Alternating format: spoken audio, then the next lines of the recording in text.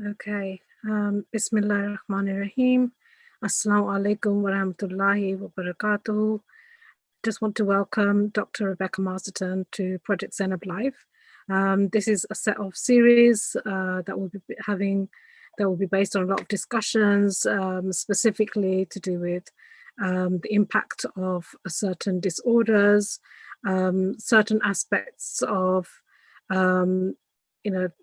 things that are happening in the community, which all impact not just the family, but the community itself, the wider community. And hopefully, inshallah, we will continue this series up and long as we can. Inshallah, we'll be bringing various guests on this program because they all have, different. They come from different fields of study and knowledge. We will have scholars, people readily with a lot of knowledge in different types of aspects of their own life, their experiences, and the work that they do as outreach workers in our community. So today's guest is Dr. Rebecca Masterton. Assalamu alaikum, Dr. Rebecca.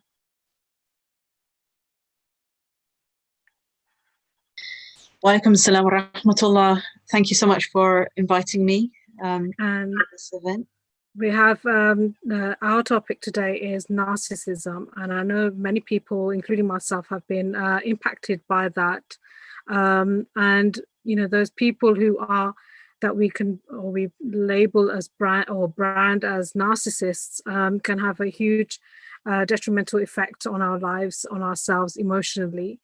And these people, I'm not very versed in the subject, but I have read around this subject, and I know that they can make people's lives a total misery. But at the same time, we need to know how we can kind of prevent ourselves from being a victim of such narcissism. But at the same time, we also want to educate a lot of our people who are our viewers or audience, as you want to call it, who want to know about this topic as such. I know it has mattered to yourself, but I also know it has mattered to myself. There's a lot of people who don't have any kind of inside knowledge as to what is narcissism and who is a narcissist.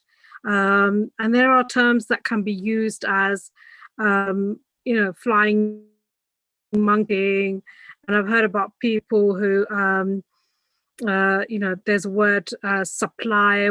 So these are kind of linked to narcissism, but inshallah, with your vast knowledge on the subject, inshallah, we can kind of guide our the viewers, but also let people know how it can impact their lives and how to actually resolve some of the issues. So away you go, Dr. Rebecca Masterton. Thank you. Inshallah. Thank you. Bismillah ar-Rahman ar-Rahim. Allahumma salli ala Muhammadin wa ali Muhammad.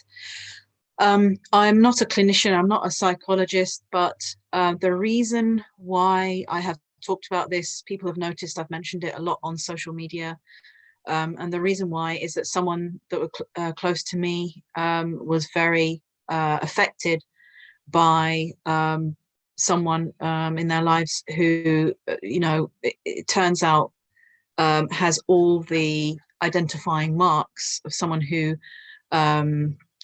has this particular personality disorder. Some points have been raised with regard to talking about this subject, concerns about, are we just going to start going around labeling people or mislabeling people and stigmatizing people just because they might appear to have one or two characteristics that are on the list. And of course, we should be careful before we misuse these criteria. That said, when you start to get into the subject, and the reason why I've gathered so much information, I have a whole file on it now, like I said, is because, myself and the person that I know were directly affected by this. And when you are directly affected by it, then you do a lot of research into it.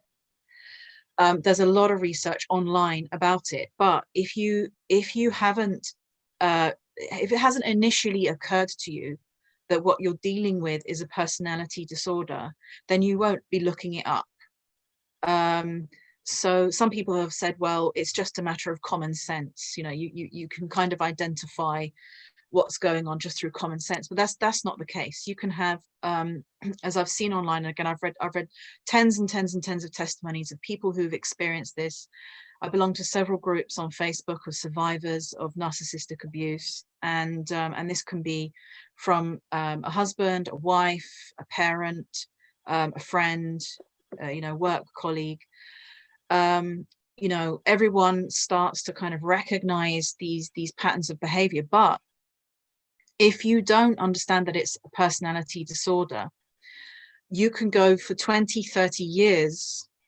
And I've seen people who have been, say, married to someone who has this personality disorder for that long, 20, 30 years. And they finally realize, oh, the problem isn't me. The problem is with my spouse. Because, you know, these people are very, very good at making their target or their victim feel that they are the one with the problem, and that, you know, they are the one that's losing their mind. They are the one who's you know, needs to get a grip and needs to sort themselves out, and is an embarrassment, and so on.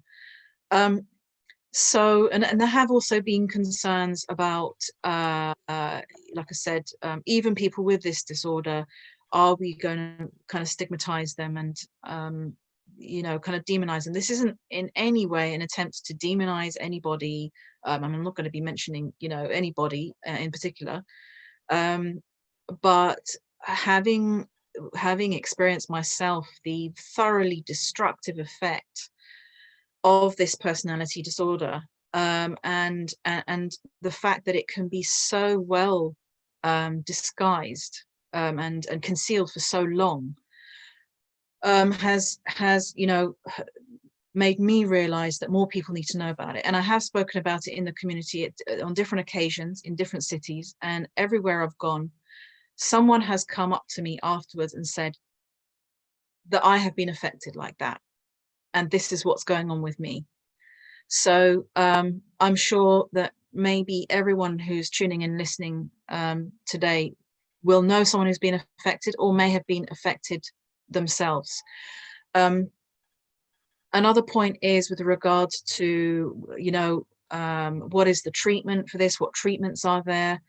There is a kind of consensus at the moment, and maybe things will change in the future, but there is a kind of consensus that it's very, very difficult to treat, because it's to do with brain development from, you know, when somebody is a child, and, you know, emotional development, which again arises from different factors, not necessarily even lack of parental love, but the evidence shows that unfortunately it can actually get worse as the person gets older. Most people who have, and again, I've read tens and tens of testimonies, most people say that the person that they know who has this disorder is getting worse as they're getting older. And often why, say, a child bears with a narcissistic parent is because that child is always hoping that the parent's going to change at some point. And if they just try harder, the parent's going to change. Or a spouse will hang in there year after year, 15, 20 years, and trying to change things and hoping that things are going to change. But a lot of the time they don't. So I will just quickly run through some points. I mean, there's one, it's kind of like the proverbial rabbit hole. I mean, once you go into this area, it's just, I mean, there's always new information that's coming up. But I can recommend people listen to, and I've got a PDF, I've got a PowerPoint presentation here which I can put in the chat, or I can put for people to download. So I'm just going to give a few summary points.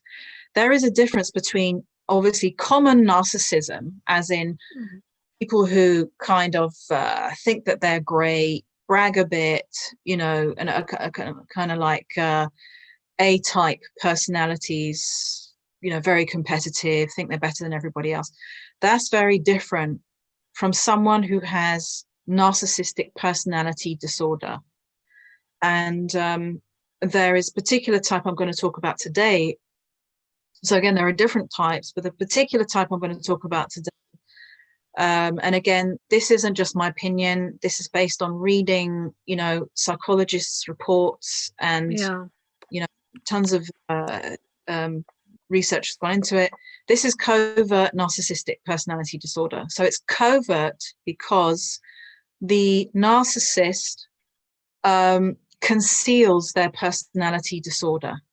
They are adept at concealing how they actually are as a person.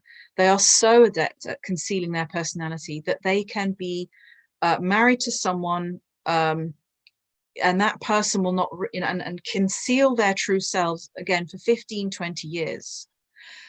So I'll just go into it. So it says that people with narcissistic personality disorder can be sociopaths or psychopaths. They enjoy hurting someone because it gives them a feeling of power. So power is very important to them. And it comes from a kind of a paranoid sense of lacking power. So they become obsessed with kind of having power over people around them and their environment, but they get that power in covert and manipulative ways. So the covert narcissists act covertly. They have one persona that they play in public, which can be utterly convincing, and they can play this persona for years without anyone ever knowing the abusive behavior that they are hiding. They are a social chameleon who will wear a completely different identity depending on who they are talking to. So they mirror back to people what those people want. And this is why they say that sometimes when two people meet, you know, for marriage, say, and the kind of the normal inverted commas person, the person without the disorder, can feel that someone with covert narcissistic personality disorder, this person is actually their soulmate. They can think that, wow, this person is amazing. Oh, we've got so much in common. Isn't this incredible? And this is because the narcissist has the objective of getting this person into their lives, pulling them in. Yeah, pulling them in order to utilize them. And so they mirror back to that person what that person wants to hear or what hobbies that person has. And they can even mirror empathy. They can kind of mimic being empathetic. So the person will think, wow, I've met this amazing you know, person, and then but the mask drops once the marriage may have taken place. As for children that have been raised by a narcissistic parent, then I mean, they grow up knowing the real person at home, but they see their parent wearing the mask in public. So they're a social chameleon, and it's only those that are the closest to them who will know what they are like. Some key characteristics are they play the victim to the world very convincingly and often use that to con people out of their time, attention, and money. So you mentioned the word supply. What a narcissist needs, or someone with NPD, let's say, I'll use that term instead of a narcissist. Someone with NPD needs to have a kind of constant admiration, a constant flow of attention. And so this word supply is used because it's a supply of attention, or it's a supply of money, or a supply of time. And yeah, so one key thing is they play the victim to the gallery, you know, to the world. They can come across as the sweetest, nicest person and play that role for a long time. Another characteristic is pathological lying about themselves and others. So eventually, you know, someone will realize, wait a minute, this person is always kind of playing with the truth, and kind of, or even saying things that are untrue, but in an absolutely convincing way, and as if they believe it's true.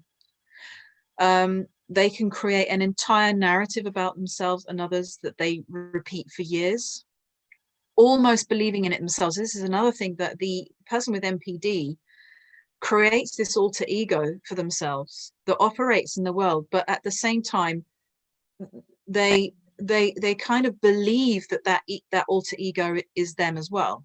So this is why they can fabricate things about themselves, but they will somehow kind of believe that thing about themselves as well. Another characteristic is they suffer from malignant jealousy and envy of spouses, children, or friends, and will work to destroy them because of their hatred for the fact that these people have what they don't feel entitled to.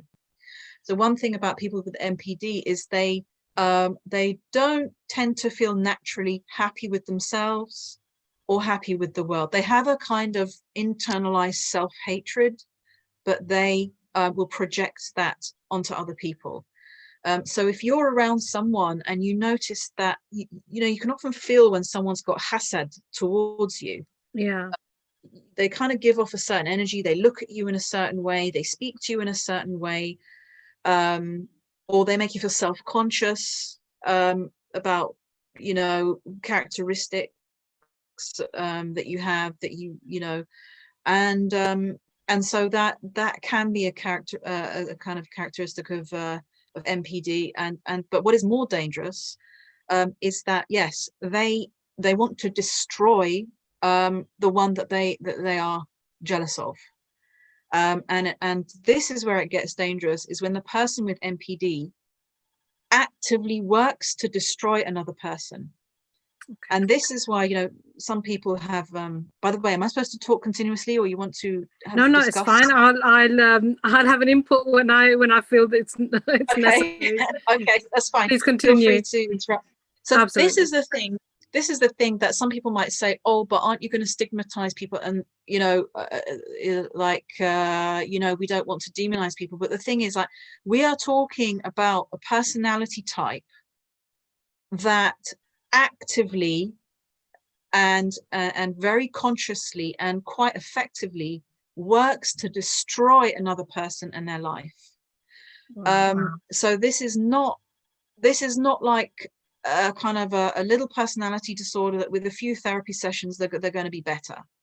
This is someone who is malignant and intent on destroying anyone that they perceive to be, who's not on their side, who they perceive to be not on their side, who they haven't got under their thumb, who they haven't managed to convince with their false personality.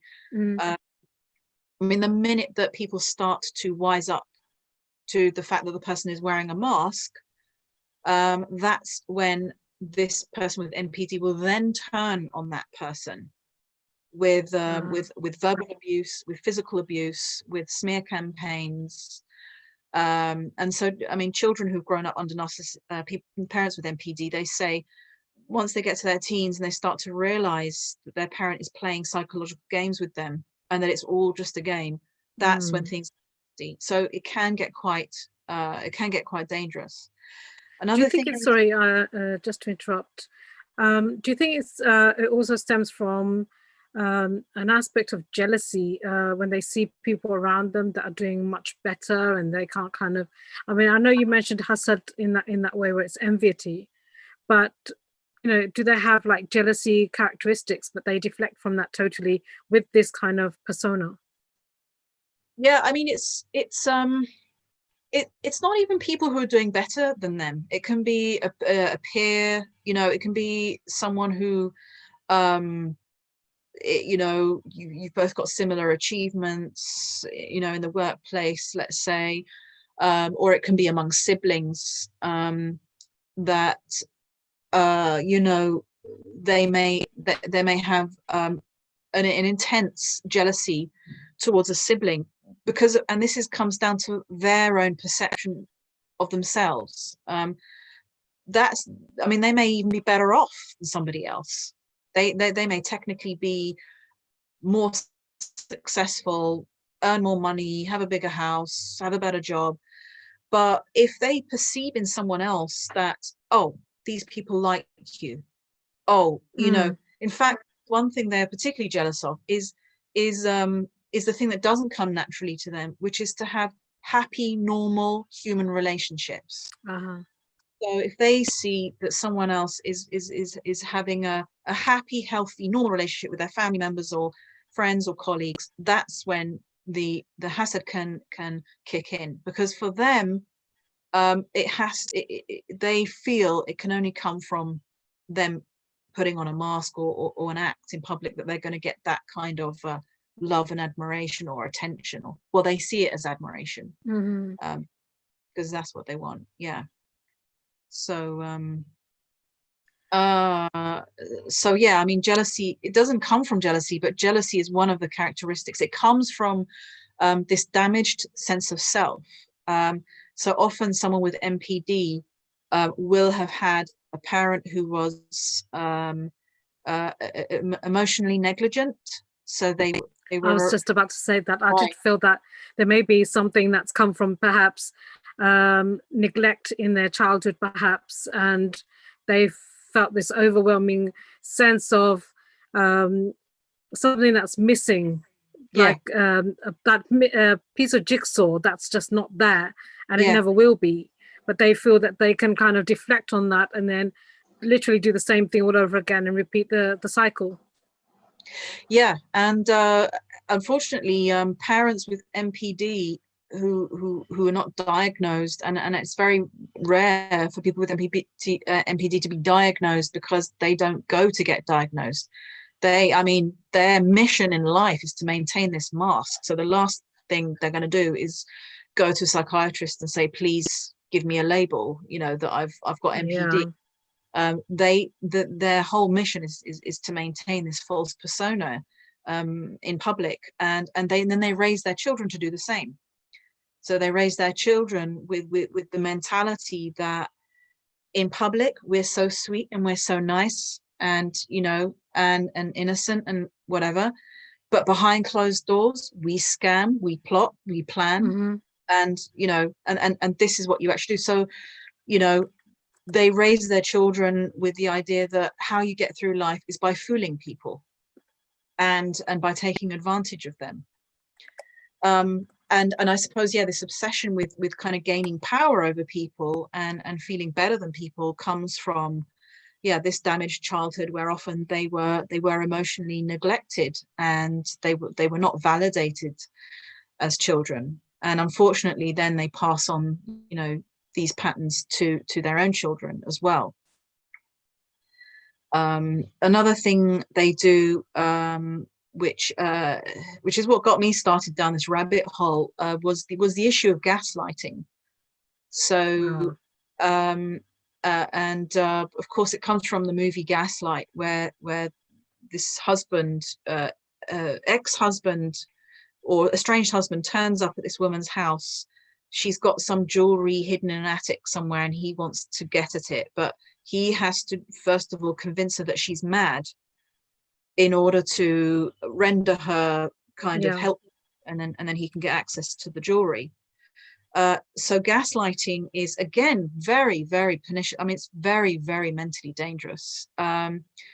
They will tell their victim that things were a certain way when they weren't, and the victim will say, wait a minute, it wasn't like that. And I say, yes, it was. How could you not think that? Is there something wrong with you?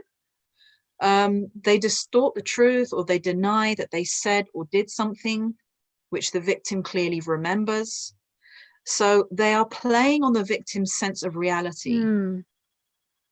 So the victim said, but so they're saying, I'm going to go out at 5 o'clock today, and then they don't go out, and the victim will say, so you're not going out? They say, what do you mean? Well, you said you were going to go out at 5 o'clock. No, I didn't. And that could go on, I mean, obviously all the time. I mean, that's a mild kind of example, but so they will play around with someone's sense of reality.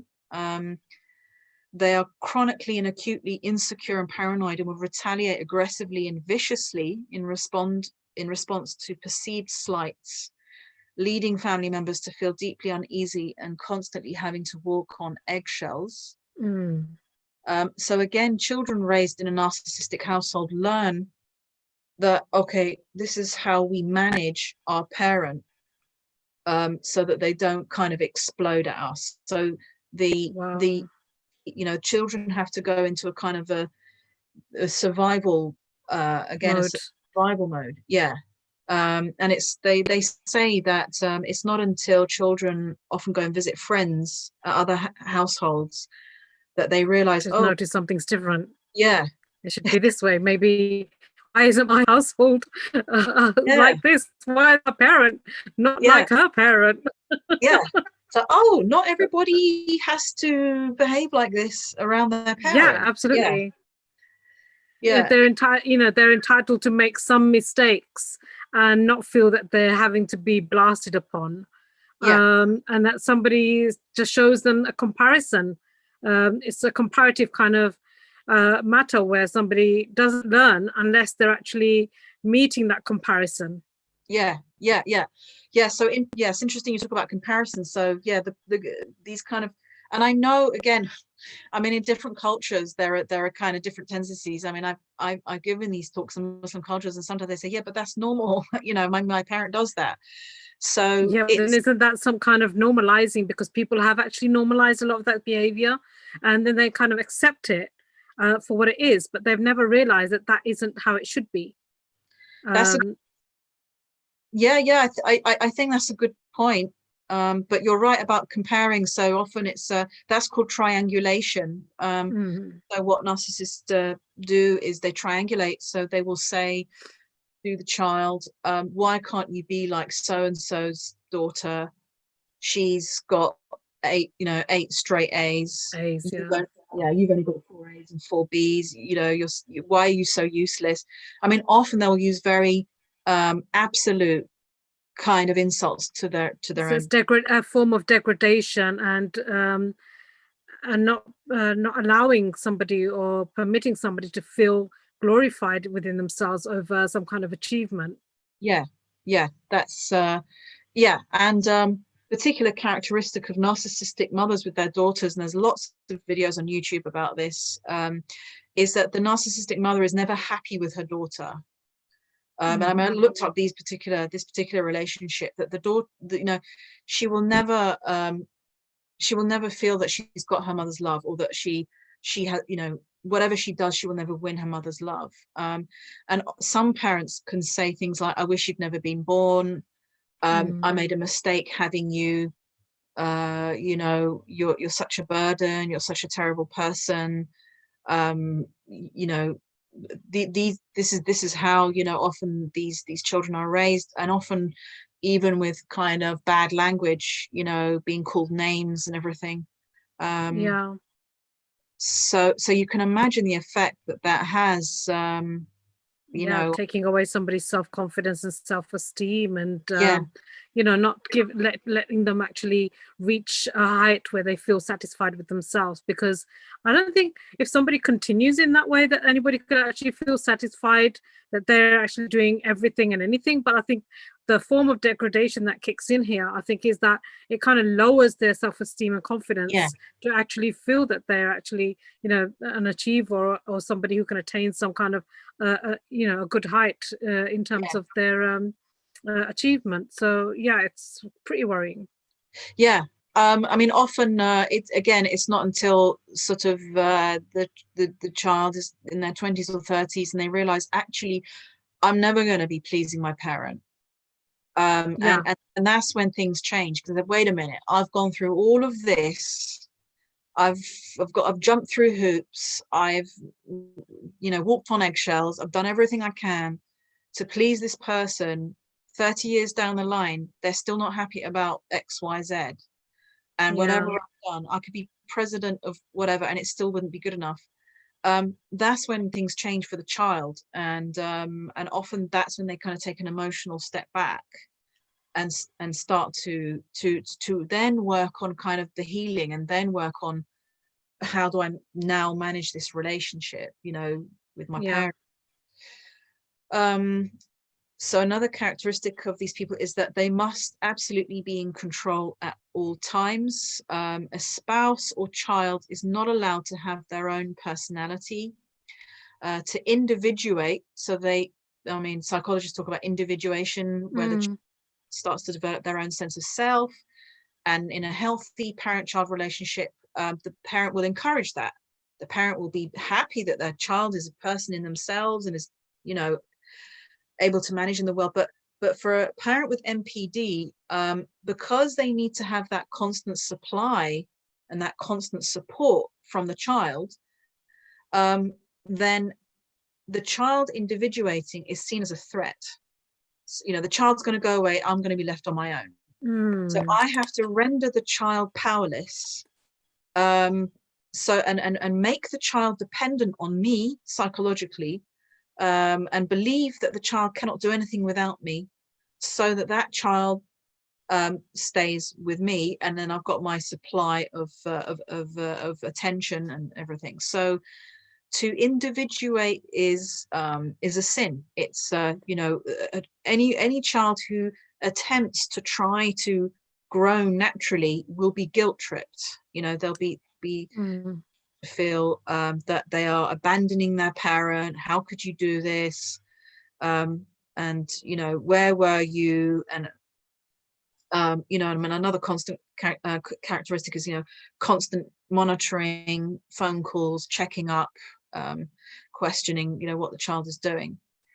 So children are just an extension of themselves and will be ruthlessly used to further the aims of the narcissist. In a marriage, this can be the children could be used to destroy the other person in the marriage. This happens a lot. There are 10 testimonies on different websites with this going on. It's a very live issue, especially in Western courts. And they also use their children for further social climbing aims. So a lot of narcissistic parents, we've got a kind of like the classic example of what's it called, stage mums or stage dads. So they push their kids to excel. Now there's a difference. Obviously, all parents want their children to do well, and they want to encourage their children to do well. But there's a difference between the parent with NPD only wants the child to do well, to perform well, so that the parent looks good. Kind of a trophy child? Trophy child, yeah. So, and the child will be aware of this. The child will be like, oh God, I've got to win that 100 meters, because otherwise my parents are going to go ballistic because I've let them down and I've embarrassed them and made them look bad. So you can imagine, again, all that psychological pressure. And so, the reports say that marriage with overt narcissists, people who are obviously kind of narcissistic, bragging and not just bragging, but quite destructive behaviors, reckless spending, drinking, this kind of thing. Marriages with these kind of people last up to 2 years, but marriages with covert narcissists can last up to 20 years. And it can take that amount of time for the spouse to realize that the narcissistic spouse was behaving differently behind their back, because, and again, this shows how convincing they are in their in their performance.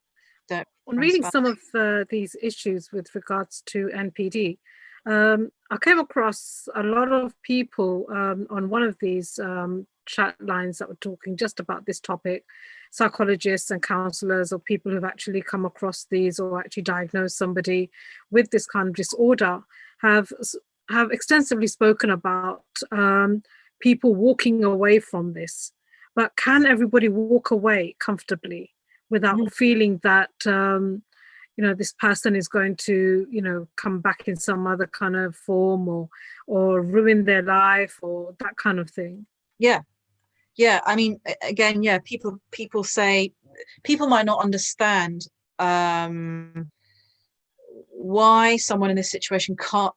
It's not just a matter of, oh, we'll just leave, or just walk away. I mean, first of all, there is the psychological situation where very often, I mean, of course, I mean, with children and parents, the child loves their parent. You're supposed to love your parent. So the child loves, Of course. and the child will have been trained to cater to the parent's needs. This is what parents with NPD do. They train their children from when they're toddlers to cater to their needs. So you have raised your child to be what you want that child to be. Even if you are abusive to that child, the child will. So it's a form of manipulation, isn't it? Yeah, I mean, the child will have learnt to, and the spouse as well. If you've got a spouse situation, you know, the person will try to, will have learned to accommodate. In a spouse situation, the you know, what one spouse, what they do is they work to isolate. Let's call the victim the target. Yeah. So the spouse with NPD works to isolate their target. And so they do that by engaging in smear campaigns. They will go around to all the family members of that target and badmouth them to the family members, like lie about them to the family members, and turn the whole family and even turn the whole community against the target. And again, many cases of this going on. I've seen even I was on a Christian site. It was happening in a Christian community as well. So first, what they first do in order to kind of prevent the target from going is to disempower them totally. They disempower them through putting them down, denigrating them, making them feel worthless and helpless.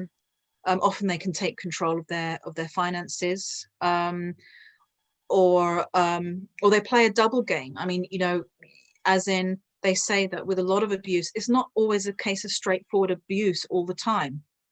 The spouse be nice sometimes, you know, and so the target will feel, oh, things are getting better, and we had a really nice day yesterday, and no, I do love my spouse, you know, I remember the days when it was happy, and then the abuse will come back again. So there's a level of inconsistency within that marriage also, because the person who isn't the one with the personality disorder, it will be them thinking things have just, you know, rectified themselves and everything's okay now and hunky-dory, until they're met with a next problem the following morning, and things will change completely differently.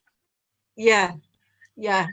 So that, yeah, and so you know, or often if someone is an empath, if the target is an empath, empathetic, and people with NPD have got very good radar for who's an empath. Who's the next mug who's going to give me sympathy and love and put up with my abuse? I mean, there's this debate on whether they know they're being abusive, but it does seem to, again, studies do seem to indicate that they know to an extent that they are being abusive, but they don't feel any kind of you know, regret or kind of shame or guilt for being abusive. Is there no empathy for the person that they've actually damaged through this? Not at all. So because, and this is where it gets psychologically so kind of, oh my God, this is too much to deal, you know, as in the abuser is the because the abuser is or the person with NPD works a lot to gain the sympathy of the target spouse who may be empathetic. If the target spouse who's empathetic tries to call out this behavior and say, wait a minute, you know, do you really think that's reasonable behavior? You know, is that the spouse with NPD will then fall into victim mode. You don't know what I've been through in life. How can you be so? Don't you know? So they pull the victim card basically to avoid any responsibility. And no, they do not feel empathy for. They don't know how to feel empathy. What about love? Are they capable of loving somebody?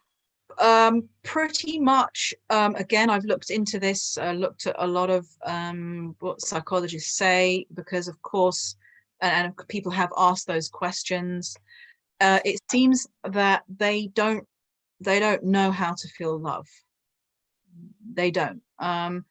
They can mimic it, but they don't understand what it is. I mean, they can see that how people behave when people are loving, and or so they don't really feel it. No, they don't feel love. They don't feel empathy. So if they are abusive to the target, and the target thinks, surely, they're gonna say sorry to me. Surely, after what they've done, they're gonna regret it, and they're gonna come back and say sorry. They don't. Yeah, got a couple of questions coming in.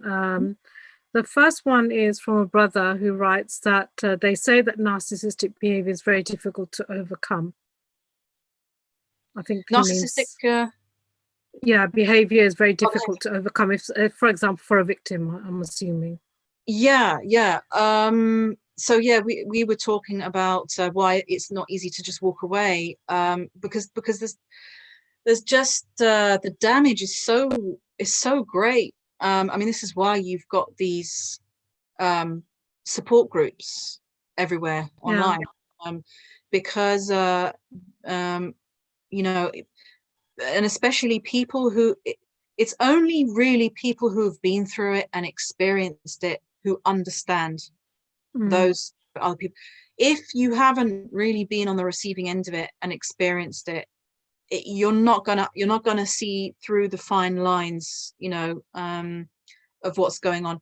I mean, there are a lot of healing groups. There's a woman who I saw on YouTube called Michelle, who gives, and there's other people as well. They give tips to self-healing. So they call it From Surviving to Thriving. And so, it's not like, oh, I've been damaged forever by this person, and they've got such a hold on my life. And but like you say, one of the questions coming in also is, do we know how many people suffer from NPD in the UK? And do we know of any famous people that clearly display this type of behavior? And should those who suffer, it's a triple question, and should those who suffer from NPD be treated as victims themselves? So they are victims, but it's the same discussion about, say, a mass murderer. And of course, these people with personality disorders, I mean, if you look at scammers, if you look at con artists and murderers, then they tend to have personality disorder, these kinds of personality disorders. I mean, it comes out in the news that someone was a mass murderer, their wife never knew about it. Underlying issues. Such a nice guy, and I never knew. So what I'm saying is that, yes, they are victims, but and should we treat them as victims? Well, we should treat them as victims in the same way that you would treat a mass murderer as a victim. No, I'm not saying they're all mass murderers, but as in someone who's dangerous. And I'm using the word dangerous because they might not actually murder someone, but they could resort to it eventually, maybe in a different scenario, I guess. Yes, or what they are doing is destroying lives. They are destroying a so it doesn't have to be a physical attack. Maybe it's just an emotional, psychological. Destroying the emotional well-being of a person is just as much as committing a crime of maybe a physical with physical ability.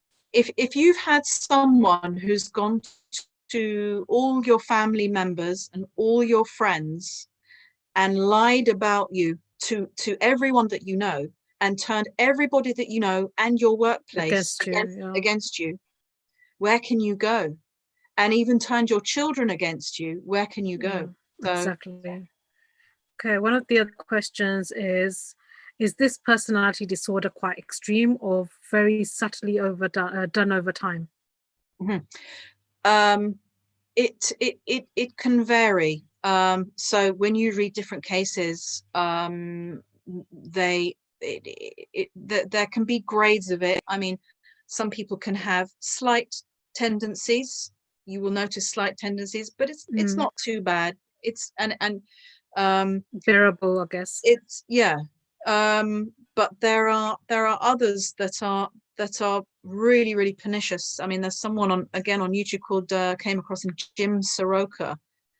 If you look him up, and he's been analyzed by another psychotherapist, he managed to get a so-called friend, who was basically a target, into debt by $60,000 by saying that, you know, I'm a victim and I just need some food and I'm hungry, and he got this man who was maybe had some learning difficulties. Perfect target, someone who's got learning difficulties, let's take advantage. And this man ended up losing weight and getting $60,000 in debt. So it can be, you know, it can go from one extreme to each other. They do make very adept scammers. One of their objectives is they like money, you know, they like a flash lifestyle. They can run a slavery system too. Yeah. Yeah. So what was the other point? That the famous person. Yeah, any famous person do we know of that may have actually become been highlighted as a victim of such a disorder? I haven't come across anyone kind of in the mass media. I have to say, I was recently following the case of Johnny Depp and Amber Heard. Oh, me too. All right. Yeah, so that is very interesting. That whole story from beginning to end is absolutely. So that's of course, I mean, I'm not, you know, things are very complex, and I'm not going to say either side is yeah, absolutely. And I think sometimes you have to detach yourself from some of the aspects of these cases, because, you know, we don't have too much you know, in-depth knowledge when it comes to certain cases. And none of us are going to sit there and say that, you know, we kind of endorse some kind of abuse to another person, even though they may be the one playing the victim. But, you know, there's no scope for endorsing any kind of abuse that goes on within these marriages, regardless who is committing one. Yeah, that's it. I mean, you get some videos on YouTube about, you know, how to annoy the narc, or how to get back at the narc, and it's like, no, this is not right. You know, what you want is a healthy life. You want a healthy, happy life with some peace of mind. And so, you know, the objective is to work towards that. And, you know, and to be a healthy, you know, person yourself, emotionally and psychologically healthy person yourself. So, you know, this is what we need to move towards. But with Johnny Depp and Amber Heard, for those who might not have followed it, Amber Heard, again, is a kind of, she's been revealed to be quite a storyteller, you know, and a pathological liar. And particularly as her witnesses say, her father, you know, they were after the money, basically. So a lot of these people utilize people for money. They want money. They want, you know, the high life. So that's why to people as well. Okay, one other question we have is, if NPD is a mental illness and they don't have normal feelings, are they accountable in front of Allah subhanahu wa ta'ala? And is NPD nature bracket in the genes passed down or nurtured, or, for example, spoiling the child? So I think that there seems to be some disagreement between psychologists as to whether someone with NPD is aware of their actions. It seems that they are aware, but that awareness itself is coming from a damaged place. Yeah. So you know, again, if we kind of use the analogy of a murderer is aware that they're committing murder, but in their mind it's like they're not thinking, yeah, like a normal. So they say, well, that they put too much salt on my dinner, you know, and I wasn't happy, so this is why, you know, I ended up murdering them, and that's a reasonable thought in their mind. In their mind, that's reasonable. So I can't really say how Allah would judge these people, because it's a mix of awareness and lack of awareness. It's a very subtle, tricky blend. I did read one article of a woman who had gone for treatment. She knew she had a problem. She had framed her teacher at school, lied about her teacher, got him into trouble, and she went through the stages as to how she did that. She said, "Oh, I knew that if I sat on the swing and I cried, I knew that this teacher would come out and ask me what's wrong, and I knew that if I cried in this way, it's going to get more." So they know. Kind of pre-plan. It's a pre-plan. Another question is, what does Islam say about staying in a relationship with a person with NPD? I mean, Islam does not condone abuse. So especially, you know, if it's dangerous abuse, and if it's destroying a person, there's nothing in Islam that condones that. If as you know, that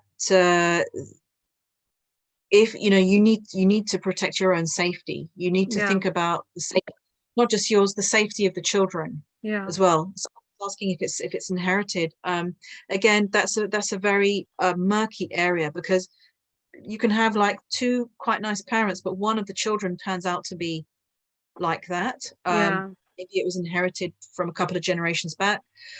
It can also be nurtured as well. So it can be nurtured, not necessarily spoiling the child, but it could be something in terms of their bringing them up in a certain specific way.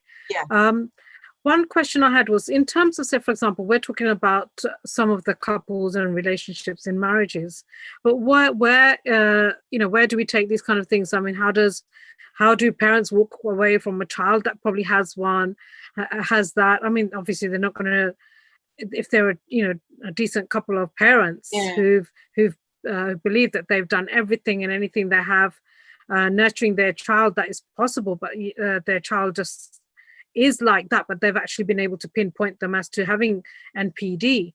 What do they do? I mean, in terms of a lot of people saying walk away and things will be okay, but it's not walking away. But at the same time, you have this is another question, by the way.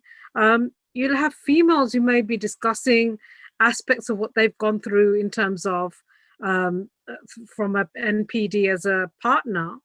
A husband could say something about the wife directly in their home, but not actually mention it somewhere else to gain some support. I mean, surely marriage counseling should actually see somebody who's doing marriage counseling would be able to pick up some signs, or not? Actually, it's a very specialist area. So if you are going to get counseling on it, or help or advice on it, you may be surprised to find that many people don't fully understand what it is. So if you are going to get help and advice, you need to find someone who's actually going to specify on their profile that they specialize in that area. Otherwise, you're going to be wrongly advised, because people, like I said, they don't really fully understand what it is. And there, I mean, Islamically as well, there's there's Ayatollah Dasghaib. He's got a very interesting article on maintaining blood ties, Silat al-Raham, in abusive family situation. I mean, he doesn't use the word abuse, but he cites the Quran, where family members get attacked, or they get alienated, or they get kind of pushed out. And what do you do in that scenario when you're on the receiving end of that? What's your duty? And so he says that Silatul Rahim can be it can be kept to a safe minimum. So I mean, in the field they call it I mean, they sometimes talk about going no contact, absolute no contact. I mean, that would be in a situation where it's really dangerous. I mean, parents likewise, they need to protect themselves, or else there's kind of like minimal contact. And there's a lot of methods that are taught about how not to rise to the narc's attempts to get you to engage. Because what they constantly do is it's called hoovering. They try to suck you back into their game. You have to be in their game. So grey rocking, you have to rise above their kind of demands, literally. So I think learning the method of grey rock would be a way of handling it. So you have to, I think, in this kind of any kind of scenario with any person who has NPD, I think is if you've actually managed to work it out, that they have it. Obviously, you've described extensively the kind of things that they can do or are capable of doing. So I think it's about understanding who they are. Perhaps not let them have their way where possible. It's not going to always work. But rather than maybe break up ties with your family, just don't give into their kind of attitude, I suppose. But keep things running. So I think it's a bit more, you're going to have to run parallel with them rather than confront them, because I don't think confrontation is going to be the best move. No. So run parallel, knowing that you know them now than you did before. But I guess I think for anyone who's encountering such problems with somebody who has NPD, I think it might be a safe bet to kind of just, once in a while, just let them know what their game is. But at the same time, make sure it's not in a way where, there's abuse involved, physical abuse. And you're not letting them get into your head. I think that's the most important. Very important. One. Yeah, because that's what they want to do. They want to get to you, and and they will try different methods, and and sometimes it can just be like, as people say who've experienced this, it can be an innocent sounding question. Oh, I was just calling to see how you are, but it's loaded. So like I said, you're going to get sucked back into the game. But and like you said, it's very important not to be confrontational. You cannot please people. I don't think it's going to achieve anything. And I have read in many of the cases with regards to NPD relationships, is that even after somebody has been able to walk away, it's not always easy to walk away, and it depends on your circumstances. But if you have been able to walk away, they feel the person with the NPD also feels as if they've lost out on something, and they may try to reconnect with you.